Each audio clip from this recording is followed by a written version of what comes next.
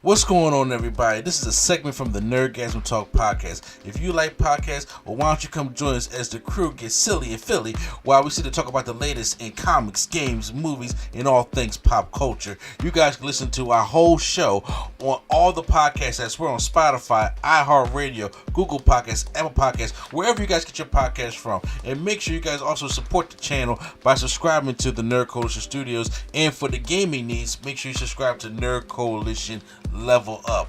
This is the Nerd Coalition. Hope you guys enjoyed the show. And now, feel the nerd. Alright, so one of the movies that I was talking about earlier I seen this weekend was a new Tyler Perry movie called Tyler Perry's Divorce in the Black. This released on Amazon Prime on July 11th, which was a Thursday, which is kind of weird to say because usually movies be Fridays, sometimes Wednesdays even, but they was like, this is a random Thursday. So what happened was, I was watching The Boys, and then me and my wife was downstairs. I was just like, oh God, it's right here. It's right here. It just came out. So let's check this out. So joining me now is Lay Sketch on this part of the podcast. Where we talking about Tyler Perry's new film, Divorce in the Black. This is starring Megan Good. We always familiar with Megan Good. She's going out with that civil rights leader right now. Hey, please. And then we also got Corey Hardrick, Corey Hardrick, who, for those who don't know, is Tia Mowry's ex-husband. Mm-hmm. So, he's an actor. I know you may have seen him in American Sniper and a couple other movies that. You went and pulled up that Wikipedia, huh? Well, I seen American Sniper. I have it over here. I have it on Blu-ray. That's the only thing I knew him in. I guess you are my Wikipedia because I forgot all about that. Okay, yeah. So that's the only thing I knew him in, and everything else. He was like, he was in this. So I was like, this really? What? I remember him being in a movie with, was it Keke Palmer or something like that? Couldn't tell you which one it was. I don't remember the name of it. It's just that I got American Sniper over here. So I've seen American Sniper. I don't remember him. Yeah. So yeah, like it was, like there, like that. This is a role. You know what I'm saying? It's like if you read down the list, it's just like, oh, Yo. Well, there he is. So now he's sharing the screen with Megan Good, and we got a lot of other people that's in this movie. Also, we got Richard Lawson, who's in this movie. Also, we have Debbie Morgan. Thank you, Debbie Morgan's in this movie. I mean, which is ironic because we all have like all these recently divorced people that's in this movie. Mm. So here's the thing. All right, look, I'm not gonna bullshit you, okay? I'm going to try for the YouTube version to keep it spoiler free, but I can't promise that. Okay, but I know when we're gonna go on and on, we're gonna talk about it. We're gonna talk. I can't promise this. I really can't promise this shit. I have to explain some of the movie to understand, to try to bring out into what the fuck is going on. Really make sense as to why this shit was a mess. But I won't spoil the end for y'all, if y'all care. Okay, well, we'll see how things goes. And first off, it be hit or miss with these Tyler Perry movies. It really do. And I don't be looking for Tyler Perry movies, stuff like that. But this one, I'll say, well, I like Megan Good. So it's on Amazon, so yeah, exactly. I ain't got to pay for this shit. The last Tyler Perry related thing I seen at all was Maxine's Baby, which I thought was a documentary about his life, which was really good. I actually put that in one of my best documentaries for 2023. I have not watched that. I'm trying to think of the last Tyler Perry product I watched. Yeah, I remember the one I didn't rewatch as a whole was Fall from Grace, wasn't it? I didn't watch Fall from Grace. Yes, you did. We was on that review. Did I? Yeah, I mean, look, we I'm got so the sorry. algorithm to prove this. You know what I'm saying? I mean, you might be right. Ashtray bitch. You right. In the way Deion say, ain't no might. I'm really trying to sit here and be like, man, why did I do that? Why did I do this? Because you do this all the time. Sometimes, believe it or not, like it's like you want to see trash because people talk about trash. I had no desire to see this one. This one I did not ask about. Well, look, we knew the direction Tyler Perry was going in from the intro alone. everybody that you see that is going to talk about this movie is going to talk about that opening scene, and it's the opening scene is dealing with a funeral, and yes, it's just a lot. Okay, so let me try to be fair first before I go in. Okay, I thought Megan Good was alright. She's Megan Good. Okay, I'm not saying Megan Good is top tier actress, but she ain't trash. Yeah. I thought Megan Good did fine in the movie. I thought Richard Lawson did fine in the movie. I thought, damn it! Sorry. Oh. I apologize. Debbie Moore. Debbie Moore. Debbie Moore. Yes. Yeah. I apologize. Yeah, I'm just sorry. Fucked that up. But I thought she did great because I actually thought her scene with her making good, involving the letter, I thought it was a really powerful scene. If anything, I expected that to be fine. Yeah, but I'm just letting people know out there that that's what I thought that was solid. They had the guy in there that played Rocky Johnson off the Young Rock series. He was in there. For what it's worth, he's cool. But I mean, he had much to do other than be the traditional Tyler Perry. I'm supposed to be light skinned, right? Save you. Yes. Yeah, I'm supposed to be light skinned. Gotta come save you, but we didn't get there. You know what I'm saying? He's the light skinned hero, but he wasn't light skinned. Not at all. Not at all. So I think I got the fair points out the way, right? The what happened? I think I got the fair points out the way, right? Good for you, because I didn't have any. Okay. But then after that, I do believe this movie's trash. Okay, in my personal opinion, this movie is trash. Okay, and I know you're gonna see a lot of people out there, especially Christian community, and then it's gonna be Tyler Perry. Just the people with Tyler Perry gravitate towards most say this movie is really good. Corey did his thing. I don't think he did. No. I don't think this movie did because first of all, this Tyler Perry directing and writing for these movies, it's just like transition's not good. He don't know how to end or start a scene. He does not know how to really blend in what the hell's going on. He does not have to do exposition. Everything is just there. Yeah.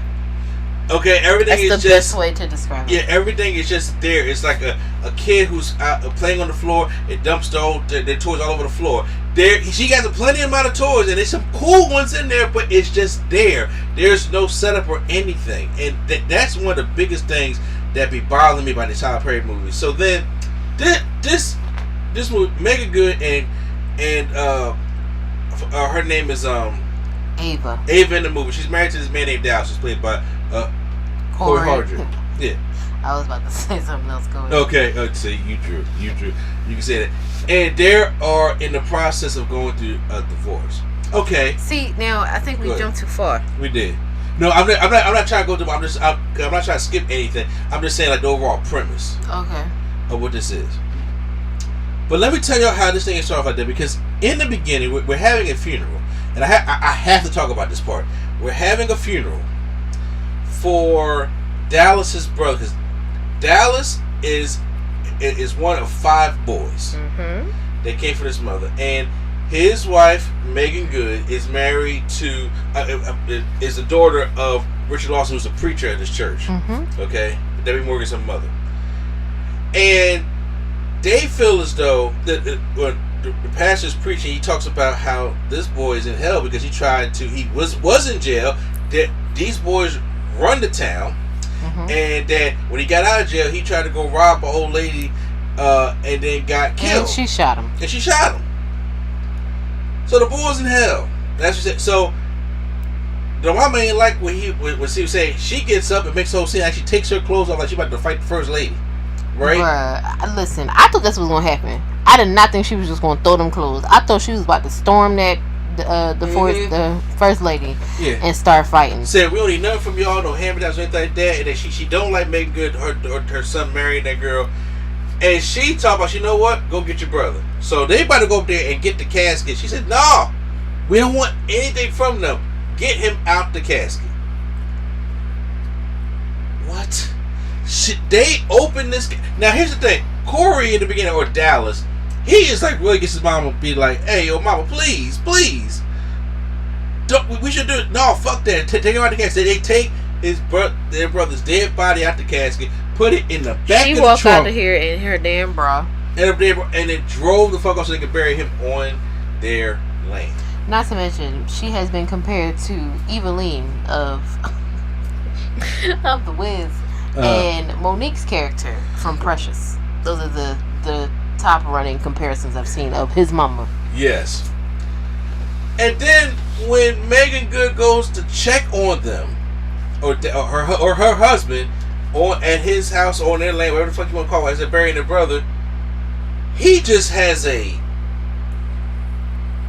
to me, from what he was trying to set up, a left field turn of what the fuck is going on. And he started blaming her for shit and everything like that, and you could tell now it's the problem with divorce. But I was just like, Now, I say all that to say this. When it comes to the characters, Dallas, who's played by Corey, I don't like him. I think that's the point. But I get that was the point. But when I say I don't like him, the thing is, I don't like. If I can use a wrestling term here, because y'all be watching the wrestling on my channel, he don't have heel heat. He got that go away heat. I don't want you on my screen. Mm-hmm. Not that you're doing a good job as a bad guy. Mm-hmm. The thing is, he is a dick. There's no complexity to this character at all. There's no redeeming qualities to him. Nothing. He is just it. This is the first part where I gave up on Tyler Perry long ago. Mm-hmm.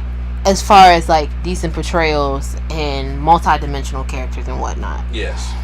And I have long said this man has a problem with black women because he can't seem to write them like they have sense, or like you should respect them in any kind of way. Because here is where you get off the train of, oh, should I feel bad for either one of these characters? Mm-hmm. It was like, girl, I mean, obviously he's upset right now, but as the movie progresses, you realize that this is not anything new. He's never been a good character. He's never had any redeeming qualities. Yeah. And it was just like, why is there's so much black and white in this movie? There's no gray. There's no nuance. Mm-hmm. She is a demure lamb, and he is the devil. How's it called? The devil. I was just gonna say the wolf, but sure, that's the way it was written. But it also was written so that she looks like a fucking idiot. Yeah, see, and that's the thing. I had to go, like, with Corey, because first of all, everybody, you may hear online a lot that he's doing like his best Ike Turner impression, right? Like he's doing there, a caricature of a real person. Yes, he's going around there cursing everybody with these two fingers. Y'all go hear a lot about these two fingers, and I watched a couple of reviews right there talking about these two fingers. That's how he will argue with you and put these two fingers up. I was like, yo, if you do a drinking game with these two fingers, you may be plastered about halfway through point of this movie. This movie's fucking 2 hours long.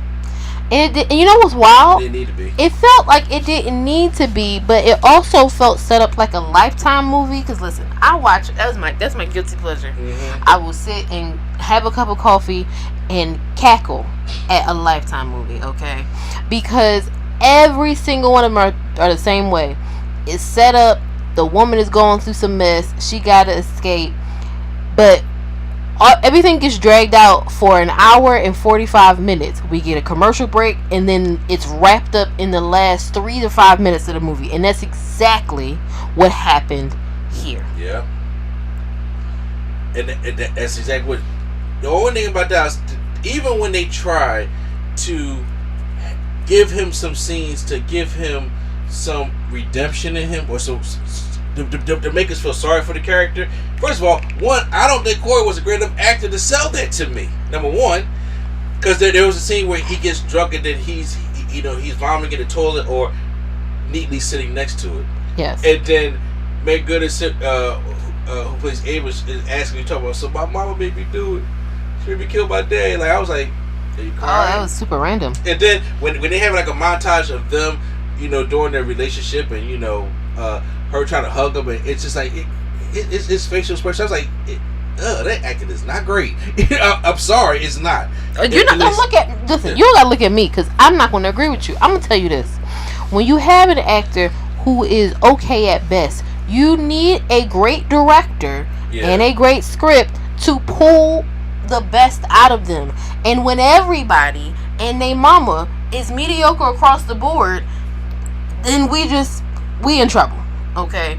Because I was trying my best not to just go on rants and this that's what this is for. But I get so sick of hearing, "Oh, I'm just going to support Tyler because he's Tyler Perry." And I'm like, that's how we got here. Y'all keep letting this man polish up a plate of shit and give it to you because he knows that you going to take this polished plate of shit. That is true, and yes, he does a lot for black people and gives black people jobs, and I'm all for that. But he should give black people jobs like writing, and director, and other things as well, other than just being actors. So I'm not going to, bad about my man Tyler on that front. But when it comes to his movies, there's no substance here at all. It's like he reeled people in with the movies when he first got off the Medea train and he was making movies with other characters. I was like, oh, okay, he trying to explore some. Those weren't really great movies either, but it was outside of the norm at the time. But then once he realized, oh, I can do this, I can do the bare minimum, and people gonna love it anyway. They either gonna hate watch it, or they gonna love it because they gonna love anything I do. Yeah. Now we are here, and we gonna stay here. So, also the other things like the transitions in the movie, because where Megan Good lives at, they live in Atlanta. True, child. I'm sorry. There's like where her parents is, like part of the the country part of Atlanta, Georgia. They live in a rural part of Georgia, which is about 90 minutes to 2 hours away from the city of Atlanta. So, but the way the transitions be going, these people popping up and in and out of this little town like it is 20 minutes away. If that, like this show, like it's around the corner. It's not, and I'm like, the way they transition into that was not great. When I told you about the guy who played Rocky Johnson in Young Rock, and he plays the love interest. He's a man who has recently got divorced or is going through divorce as well, and he had feelings with her when they were younger, and when she was like 17, going to high school. Then things fell out, but now all of a sudden it came back, and then all of a sudden when Corey tells her, when Dallas says, "Hey, I want to get a divorce," and I put it mildly, within the day, she's already vulnerable to go have sex with this other dude. Literally the same day. And that is why I was just like, he cannot. He's like, black women respect themselves. Why would I have them do that? Because what? The timeline in this movie is ridiculous. There's no build up to this at all. Nothing. It's just right in there like, hey, you know what? I can't fuck you tonight, but if you can wait till tomorrow, I'll be free, legally free. It would. Okay.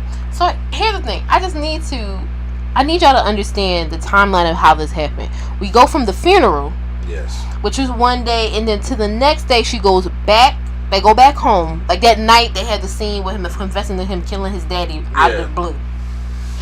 Now, mind you, it sounds like they've been together since they were teenagers, and you mean to tell me this man has never, and he's been a surly, drunk, and angry partner this whole time. He ain't never said nothing about killing his daddy.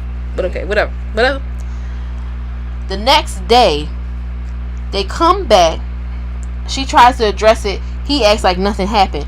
That night, they go to dinner. He leaves her at the house to go meet their friends. She had to take an Uber. When she gets there, he says, "I want a divorce." I said, oh, right into it. Cool. And she cries and goes back home. Go back to her parents. She's there for what? A weekend. It's supposed to be a week. Is it a week? Oh, that's right. She did say she needed a week off. It's supposed to be a week. Yeah. They didn't do a great job illustrating that, but it's supposed to be a week. But yes, they did tell us, I told them to give you a week off, kind of a thing. Mm-hmm. So then she comes back that weekend to get ready to go back into work the following work week. He comes into her job, tells her that she better be there tomorrow to sign these papers. Now listen, I don't know how many of y'all have been divorced, been around divorce. Do y'all know how long it takes to close out a divorce? Especially a divorce where there are assets involved. He talking about, I got somebody to look at to draw up the papers already. You better be there. Okay. And not to mention, the movie is called Divorce in the Black. She says that one time. We never discuss assets. We never talk about how much money and property they got to split. He just says, you keep the house because your parents gave us a down payment, blah, blah, blah. And that's it. That's the only time you ever hear about assets and being in the black. And for those who don't know, can you explain to them what Divorce in the Black is supposed to mean? She said, I want to be in the black after the divorce. When you are in the black, it means you are financially well. So you know how they say Black Friday? It's called Black Friday because businesses are in the black. So cool, whatever. She's like, I don't want to be red at all. I want to be in the black financially and emotionally. And I'm just like, this was written for a high school creative writing class. Anyway, she goes, right, comes in, doesn't read the divorce papers at all. You want me to believe this woman who 12 hours ago was crying over this man, didn't want to get rid of this man, wanted to save her marriage and blah blah blah. She ain't even and has things to lose in this divorce. Didn't even read the divorce papers. She comes in, the guy is like, I think you should read the divorce papers. And the way he was saying it, it was like, if this was smart, it'd have been foreshadowing, where in the papers he had drafted up that he get the house or some shit. Exactly. None of that happened. She signs the papers and walks out. And he's pissed because I guess he thought that she was going to come in and cry and be like, oh, I want to work it out. That's not what happened. And it gets thrown at a divorce party that night. And then goes home and has sex with Young Rock that night. That night! I said, yikes. Yikes. So, this... Okay. All that stuff is happening. So, once again, now, I'm going to just go over to small points and then I can go into the heavy sports, stuff like that. Because also, along with that, they had some violence in there.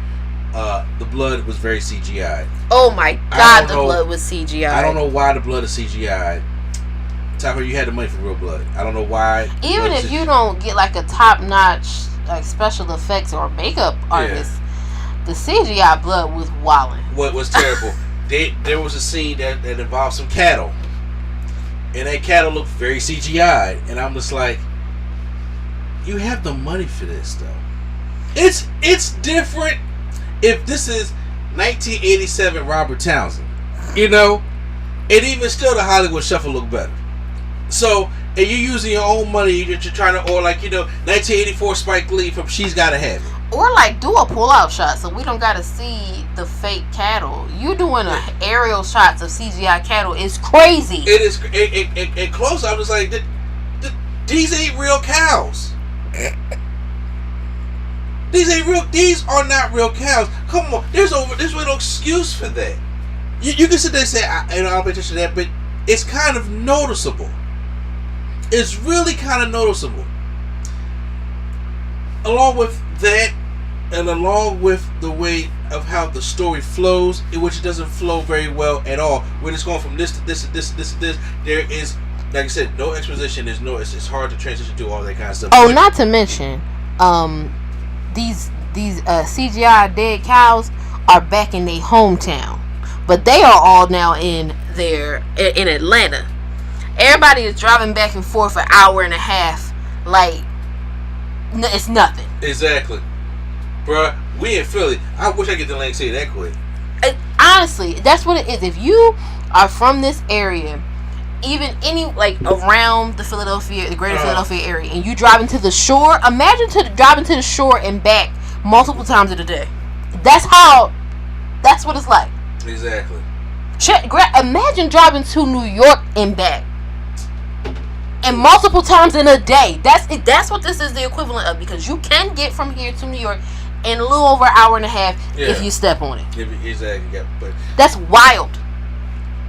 I'm going to say this before I get into the sports section. This is going to probably put a cap on the whole YouTube section of the video. This was not one of Tyler Perry's best works. Oh, and the wild part is, I'm seeing people, this is his best film. I'm just like, I don't want to have a conversation with you. If you think this is Tyler Perry's best work... No, okay, see, I'm the opposite. I kind of need to know why. Because dude, you have this much patience for the bullshit. Okay, so I get it. That's why you don't want to deal with this shit.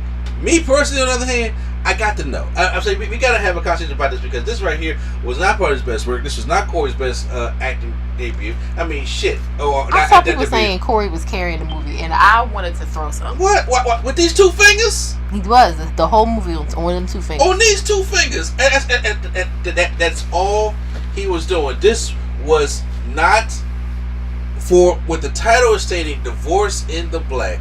For what I thought the movie was good. You could have really had complex stories with Dallas and him killing his daddy and why his brothers are the way they are, because they showed it that he has an older brother who wants to keep him straight in a way and keep him out of trouble. They all trashed because their mama did a terrible job. Exactly. Another ridiculous betrayal. But she did a terrible job woman. Because she was abused. Like, there's none of that coming.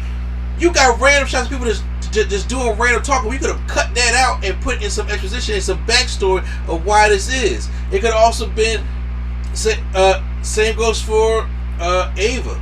We could have got just a little bit of a why it was a whole thing between her and the guy and how he got beat up. Something. Yeah, exactly. Because they didn't say we would beat his ass again. Like, we didn't get to where she knew this guy and anything about them until later on down the movie when they're already doing a setup thing. Like an hour in. Yeah, in the beginning, I'm like, who is this guy? First of all, if you come to somebody and you know this is supposed to be the guy supposed to sweep her off her feet, and the first thing you say about this character is, he got his ass beat, right?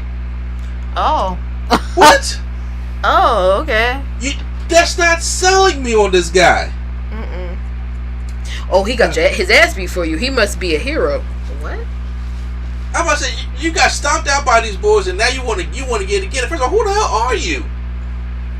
That's what this movie was. Also, how you tell me how in rural Georgia, in anytime I was about to say in the 90s or whatever, at any point that these 5 black boys was able to wreak havoc in this town, and ain't nobody said or done anything at all.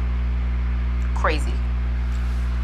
So look, I don't recommend saying the bit. I'm just saying, if y'all want to go check it out because y'all a Top Perry fan, whatever the case will be, go right ahead. It's on Amazon. It's free. You ain't gotta pay for nothing like that unless you pay for Amazon. But no, it's it ain't worth to watch.